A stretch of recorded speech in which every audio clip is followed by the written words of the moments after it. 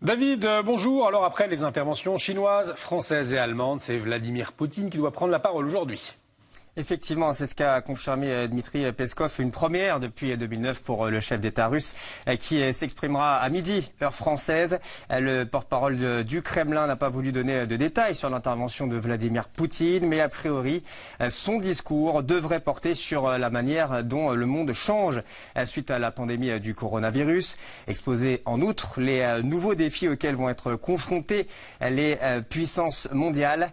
À noter également les interventions du Premier ministre israélien Benjamin Netanyahou et du président sud-coréen Moon Jae-in. L'impact économique du Covid-19, sujet essentiel de ce forum conventionnel et un peu particulier cette année puisque distanciel, mais les enjeux sont tout aussi importants, à savoir lutter contre les inégalités creusées par cette épidémie. Rappeler également que cette pandémie a fait perdre 225 millions d'emplois selon l'Organisation internationale du travail, alors qu'en parallèle, les grandes fortunes n'ont pratiquement rien perdu. Mais ce n'est pas tout, c'est aussi l'occasion de mettre les puissances économiques du monde, de ce monde, devant leurs responsabilités.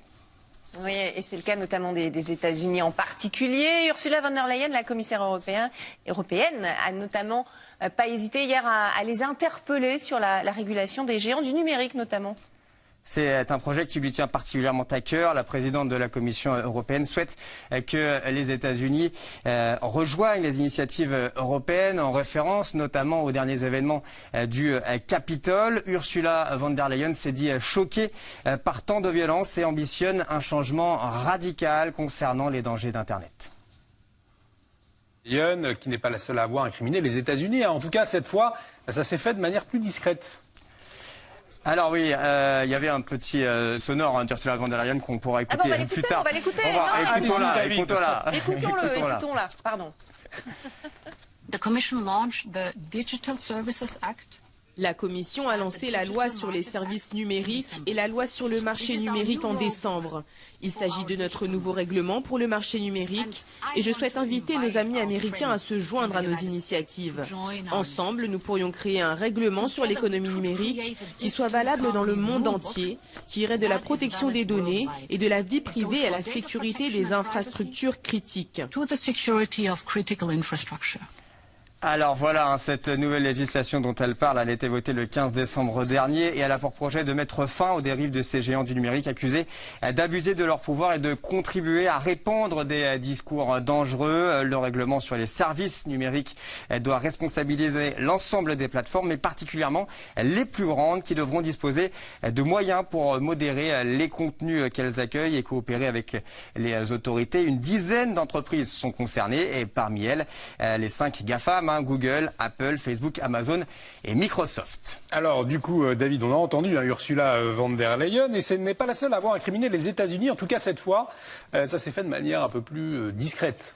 Sans jamais les nommer, effectivement. Ainsi, Jinping s'est posé en défenseur du multilatéralisme et de la mondialisation. Le président chinois appelle à la solidarité dans ce contexte particulier et met en garde implicitement Washington, moins d'une semaine après l'arrivée de Joe Biden à la Maison-Blanche. Objectif, stopper la politique chinoise de son prédécesseur qui avait fait de la Chine son rival numéro 1, notamment sur les plans commercial et technologiques.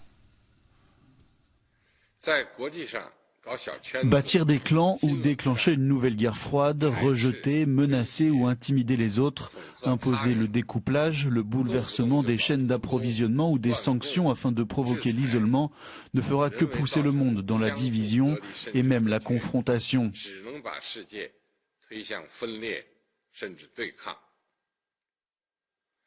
Dans le monde actuel, l'approche erronée de l'antagonisme et de la confrontation, que ce soit sous la forme d'une guerre froide, d'une guerre à chaud, d'une guerre commerciale ou d'une guerre technologique, finirait par nuire aux intérêts de chaque nation et par sacrifier le bien-être des gens.